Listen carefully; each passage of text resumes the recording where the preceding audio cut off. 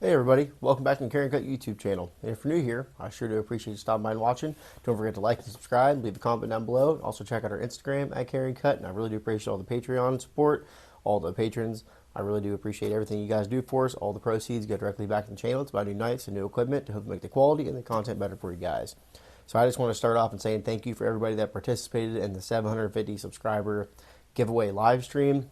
It was definitely really cool, and it was just awesome to see everybody in there talking and answering everybody's questions and just seeing all the feedback and back and forth. And it was just a really cool experience, and glad to see everybody came out there. And congratulations to the winners. Lou, I'm still waiting on for you to contact me to get that other knife sent over to you, that CRKT. So make sure you do that. And I also want to just make one thing out in the open, I guess you could say. I know I got some emails from people that saying that they were getting replied to their comments from somebody telling them to get on Telegram and message them or however it works. But that is definitely a scam of some sort. That is definitely not me trying to get out to reach you guys through that way.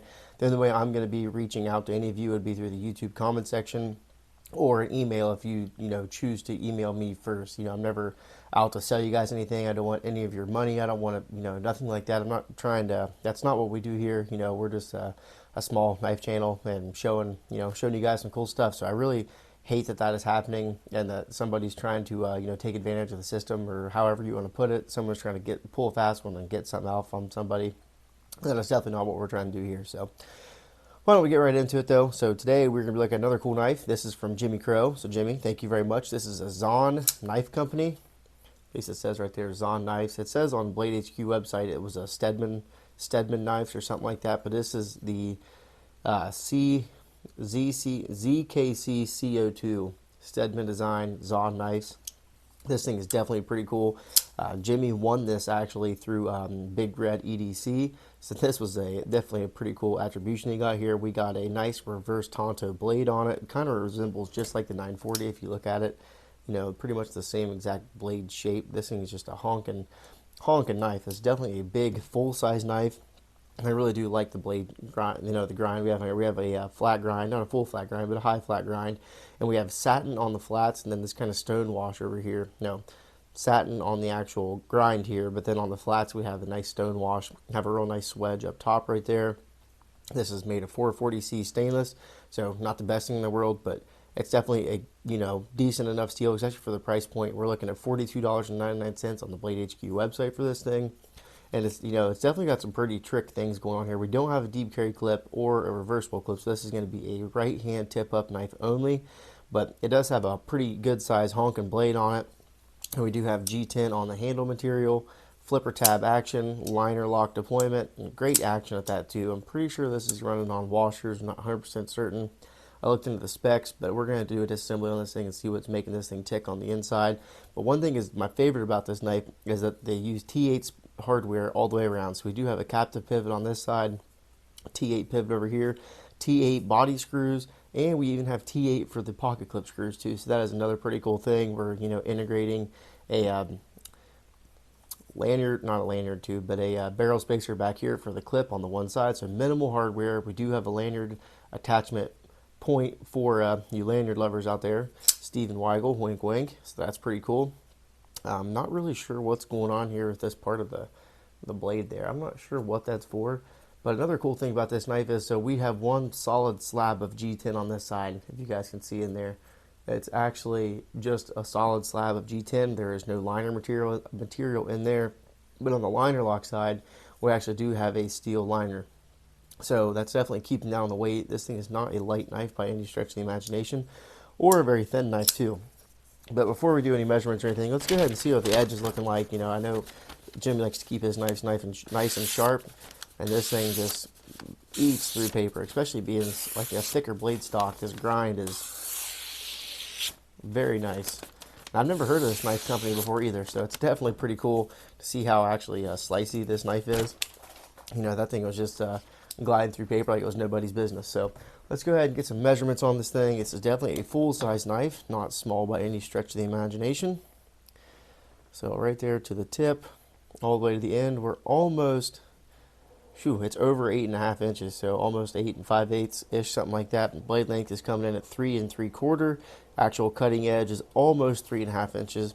You might as well say that's 3.5 inches.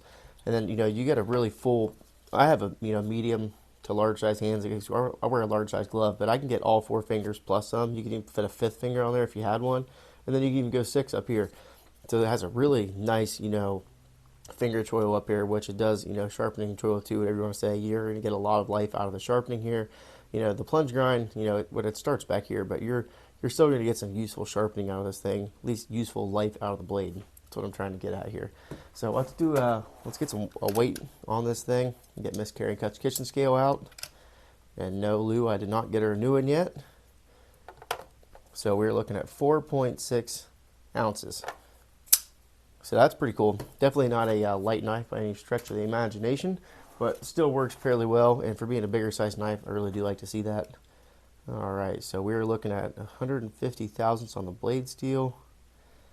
Yeah, so that's pretty good thickness. Still have not yet to upgrade my actual calipers here. But I know this thing comes down to a screaming edge down here at the edge there. So that's pretty cool. Let's do some size comparisons for this thing. How about up against the Spyderco Endura? So it's definitely a little bit smaller. Well, not really a whole bunch smaller. It might be just a touch smaller than that one. How about up against the PM2? This is the crew wear edition right here. And that's a pretty similar size comparison right there. We're almost in the same ballpark. Maybe it's a little bit bigger. Definitely more blade on the Stedemon ZKC. And then how about, this is another knife of Jimmie's that we're going to be reviewing. This is the Civivi ST128. This is another pretty good size knife, and it's definitely right in that same ballpark if you guys are. And look at the action on this thing. So be on the lookout for the full review of this thing coming up too. But this is the stock form. This knife comes in with these crazy, vibrant, high vis G10 handles. Geez, that was hard to get out of there. You have high vis G10, something you want to call it. It's just definitely a pretty cool color. Do like it. And another thing, I just really like the oversized hardware we have on this thing. The T8 all the way around that thing is pretty sweet. Plus the one side liner that's all G10, and the other one has the steel liner, I guess you could say. So pretty cool. Overall, really do like this thing. We have some nice jimping here on the flipper tab, and the flipper tab does work exceptionally well. We have some nice useful jimping going on here on the actual G10 itself, which, helps out, especially when you're getting on the grip right there. You can see where your fingers land. They're going to be landing right on this actual jimping right here. So that does make a difference when you're doing some kind of cut work. So definitely pretty cool. So we're going to go ahead and do the disassembly video on this knife next. So make sure you guys stay tuned for that one. But until then, appreciate it. Thanks.